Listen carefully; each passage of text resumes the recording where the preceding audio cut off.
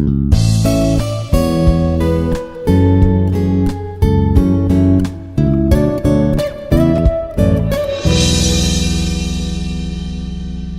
is Dr. Obulakonda Reddy, Department of Cybersecurity. Today we will discuss the concept of scalable parallel computer architecture. Now, before going to this one, I collect the sources. I take the sources from this book and slides.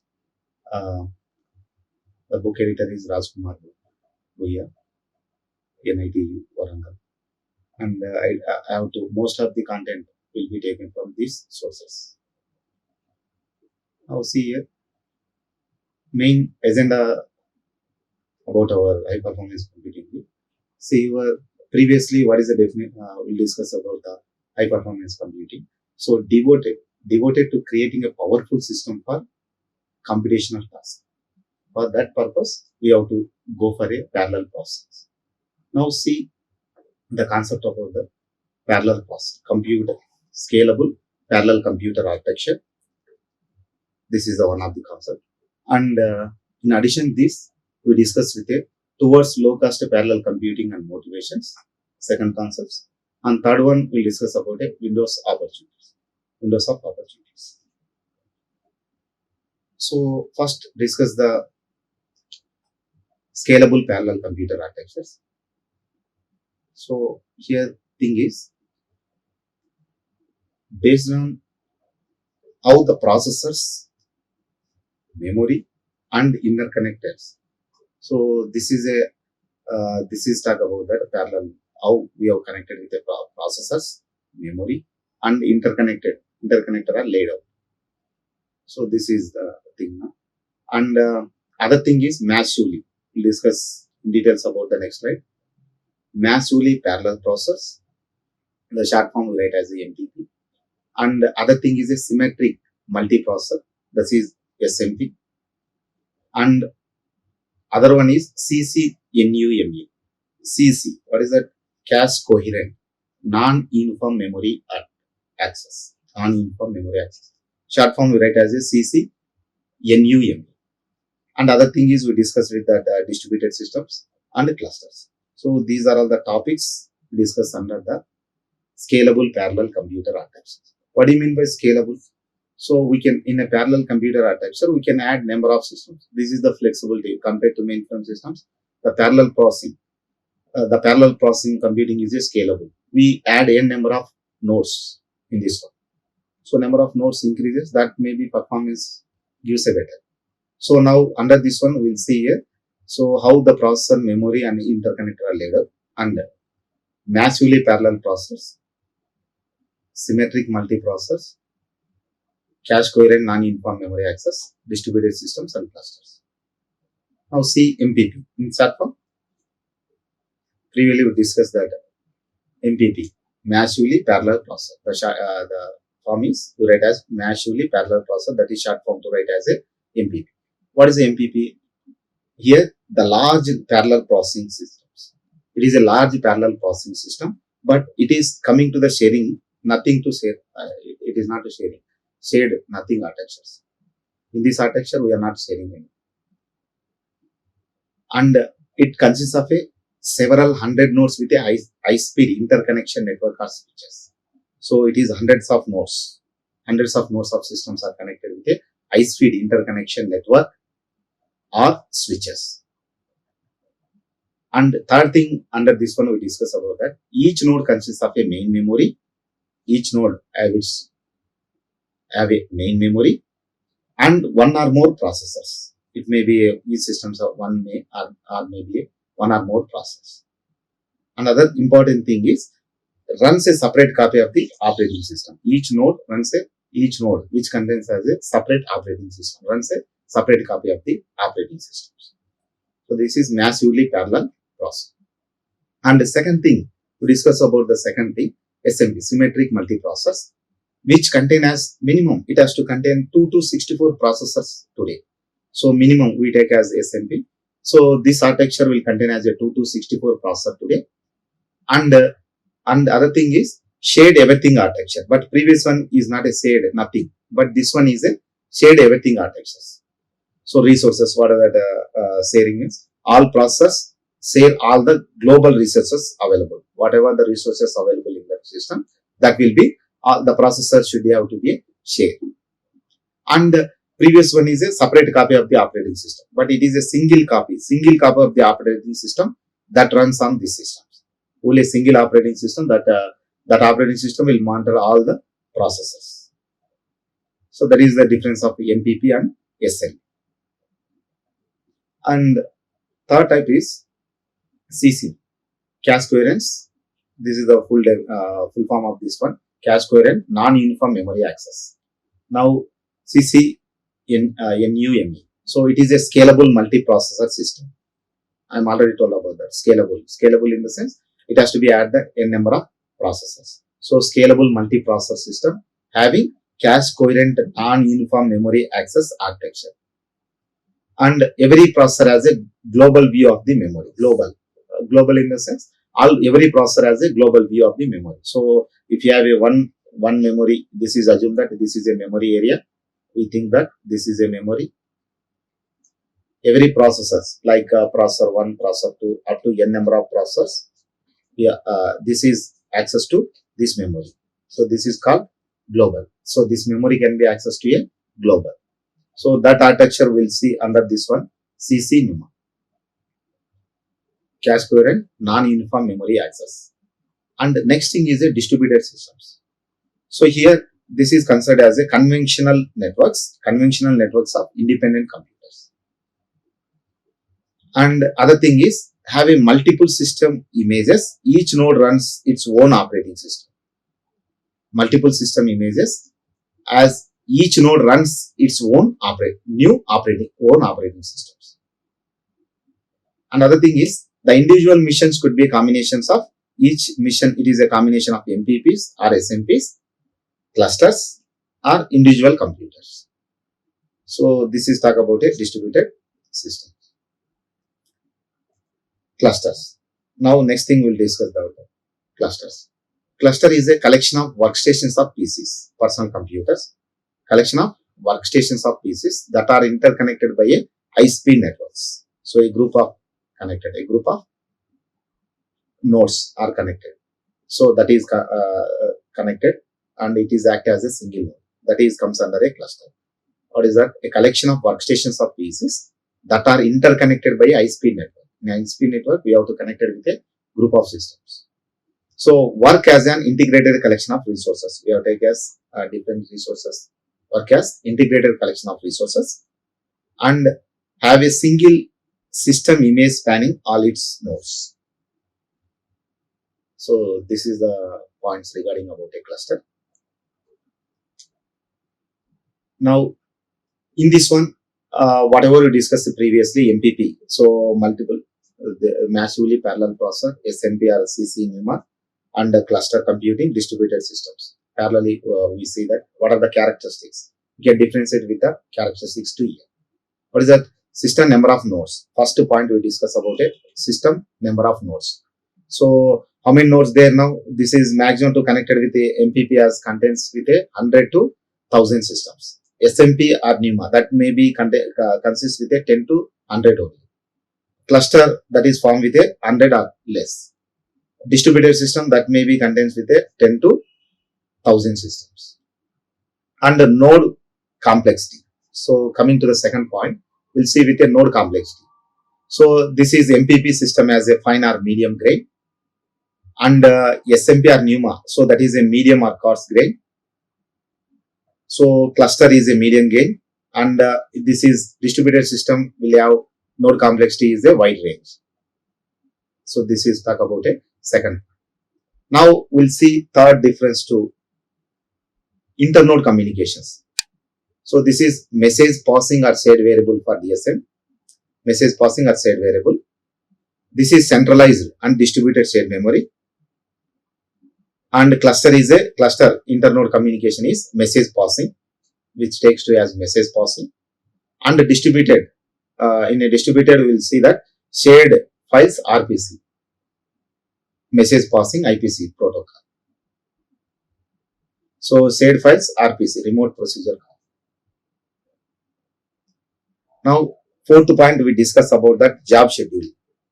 Number of jobs completion, job scheduling. How if it is given as a task to a processors, how the processor will execute it in MPP. First we take MPP. Single or run on queue host. Either it may be a single or maybe run onto a host. And SMP coming to the SMP, single run queue mostly, which is also take single run queue mostly. And cluster will coming to the cluster, job scheduling take as a multiple queues but coordinated. Multiple queues which is run with a multiple queues but which are all coordinated. And distributed environment, it is independent multiple queues. Okay, so this is job scheduling. And fifth point we discuss SSI. So this is MPP is a partially, and SMP is a always in SMP and some NUMA. So this is that. And cluster desired and distributed environment, it is no SSI support. And the sixth step we'll discuss to that node operating system copies sometimes. This is n number of in MPP n number of microkernels and monolithic or layered operating systems. And SMP, coming to the SMP, so this is one monolithic for SMP and multiple, this is multiple for new. And number of, coming to the cluster, number of operating system platforms, this is also a homogeneous or microkernels. And distributed environment also will take as a n operating system platforms. And seventh step we'll see that address spaces. So the address spaces in MPP is a multiple, single for DSL, and this is a SMP is a single, and cluster is a multiple or single, and distributed environment it is a multiple. And internode security, now this is unnecessary in MPP, and SMP is also it's unnecessary. And cluster environment required if exposed, whenever it's required that has to be exposed now. In distributed environment it should be required. And ninth step, ownership. One organization, it is MPP will take as a one organization, and SMP will take as a, this is also take for one organization. Cluster is also take one or cluster will take to one or more organizations, and the distributed will take as a many organizations. So this is a table which has to be discussed about different parameters, how our systems will work. MPP, SMP, CC, NU, cluster, distributed. Now, second topic, towards low-cost parallel computing motivations. So, towards low-cost parallel computing motivations. So, parallel computing. Parallelly, our task has to be executed now. So, linking here, parallel processing. First, see that what is parallel processing. Linking together two or more computer to jointly solve some computational problems. So, this is called parallel processing. Linking together two or more computer to jointly solve some computational problems. In the early 1990s, an increasing trend to move away from expensive and specialized property parallel supercomputer towards networks of workstations. The rapid movement in the availability of commodity, high performance computer for workstations and networks, and it's required for low cost commodity supercomputing. And think from specialization supercomputing platform to cheaper general purpose systems consisting of loosely coupled components built up from single or multi-processor PCs or workstations. Another thing is some of the many tools and utilities used by parallel applications, which are MPP and HPF. These are all the tools which are supporting for a parallel applications, parallel computing applications. Now, motivations of using now over specialized parallel computers. So, what are the points to discuss now? Individual workstations are becoming increasing powerful. Now a thing is individual workstations have become increasing powerful. That is the first criteria. And second thing is communication bandwidth between workstation is increasing. So automatically the latence time is decreasing. The communication bandwidth between workstations. Now one workstations to other workstations, one workstations to other workstations. For example, workstations 1, workstation 2, workstation 3, and so on like that, n number of workstations. So what happens to here? Bandwidth. So communication bandwidth between workstation is increasing. The bandwidth has to be increasing between workstations. Automatically latence, that time taken to in between a nodes access, that may be decreases. So workstation clusters are easier to integrate into existing systems. So this is a scalability. This point comes under scalability. Workstation clusters are easy to integrate into existing network. For example, n number of systems is there. Now I want to increase with a 10 system from here. Now it is easy to upgrade it from this point. So that is called scalability. So in this thing, scalability is the adapted to these systems. And next point is typical low user utilization of personal workstations. And the development tools for workstations are more mature. So development of tools for workstations are more mature. We have to developing, that is we have to focus still, more tools has to be implemented to them. Workstation clusters are cheap and rapidly available. So this is the next thing. And last thing is clusters can be easily grown. So clusters also we can easily grow. So this is the motivations of using. See what is the trend. So workstations with Unix for science and industries. Workstations with Unix system that has to be used for science and industry.